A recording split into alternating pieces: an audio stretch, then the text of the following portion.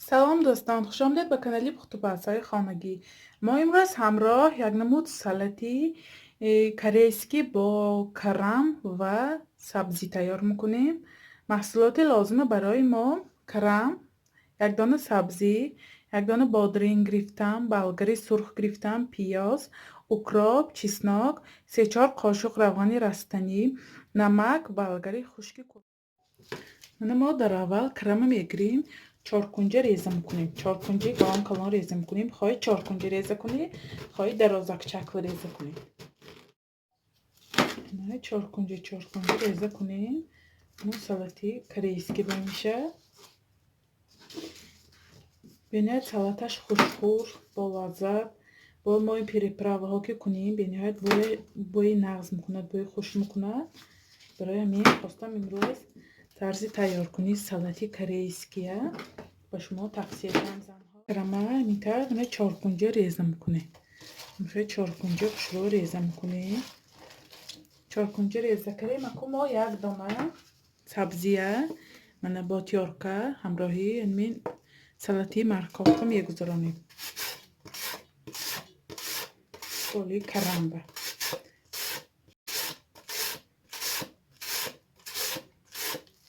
میتر میگذارانیم. یک دانه بلگره درازک شکلی باریک ریزه میکنیم. به نهایت بوی خوش میکند. بلگره سویجی نیمتشه همراه کنیم میشه.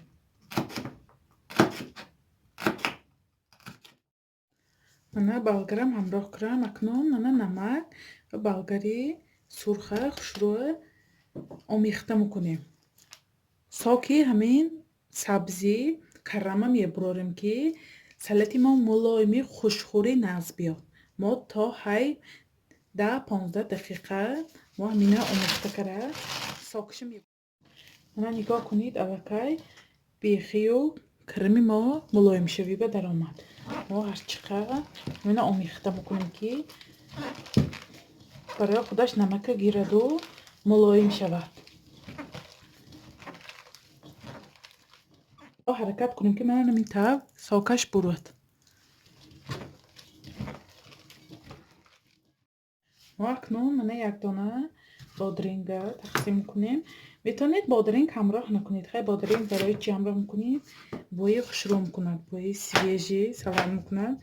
من با ریکاکچه مایدچه مایده میکنیم.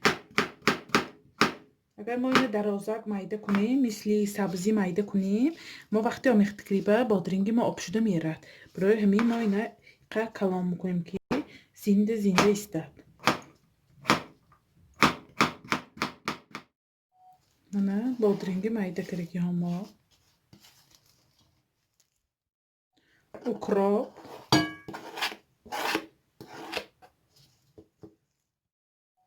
من 2 دانه چسناک میگذارانیم. میتونین مایده‌چه ریزه کنید. من مرچ و کشنیچ. مرچی من تیز نیه. یک قاشقچه اکسوزی من 70% برای همه قاشقچه مایده میکنم. اگر 9% باشد میتونید 2 قاشقچه همراه کنید. برای اینکه 9% به آب همراه کرده الکی و تیار برای ششلیکا مخصوص تیار کرده که نه بسیار نمونه. یک قاشقچه نانقدر پو ما همراه کنیم. ما یک دونه پیازه مایده ریزه کرده با روغن میزربانیم. برای چی؟ برای آنکه همین روغن که پیاز ما زربه روغنی ما سخت میتسبد. همین محصولاتی تیار کرده همایه ساچنی آبدار ملایمی با لذت اینمی سبب میکنه. ما 3-4 قاشق روغن میگیریم. اسکوارات به کمتر گرم میکنیم. روغنی ما تثبیت ما پیازه میاندازیم روغن به.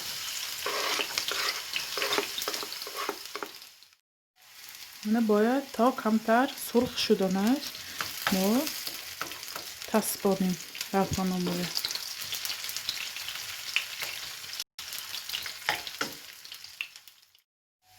پیازی ما هم سرخ شد. میتونید با پیازش همراه کنید یا که پیازش جدا کنه فقط روغنش همراه کنید برای سالت ما. من بی پیازش روغن همراه میکنم بالی می سلطامو به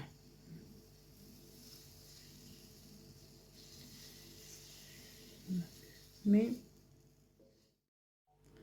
ما روغن همراه کریم گو بار دیگر شروع می سلطامویا آمیخته میکنیم.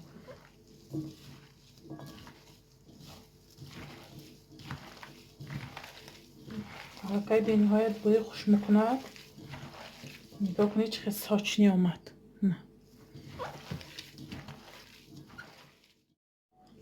نه نگاه کنید سلطی ما تیار آبش نگاه کنید چقدر رفت است. ساچنی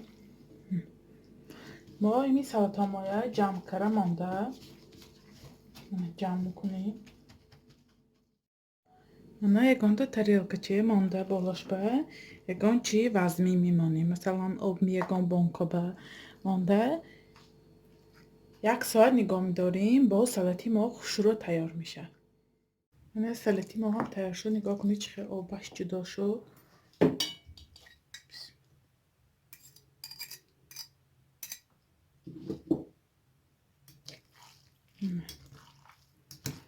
аллакай пишодем бениҳоят бӯи хуш мекунад. нигоҳ кунед чӣ хел хуш омад. чӣ гуна мебинед салати мо ҳам тайёр шуд. мана нигоҳ кунед карамош болгар сабзиш хушро мариноват шудагӣ бениҳоят бӯи хуш мекунад. ростӣ тамоми ошхонаи бош гирифт. бениҳоят болаззат. шумо ҳам ҳатман барои наздикони худ тайёр кунед. канали моро дастгирӣ кунед, подписатсия кунед ва ёру дӯстое даъват кунед. иншоалло боз бо дастгирии шумо видеоҳои беҳтару беҳтар мешавад. хайр то видеоҳои оянда дар паноҳи худо бошед дӯстон.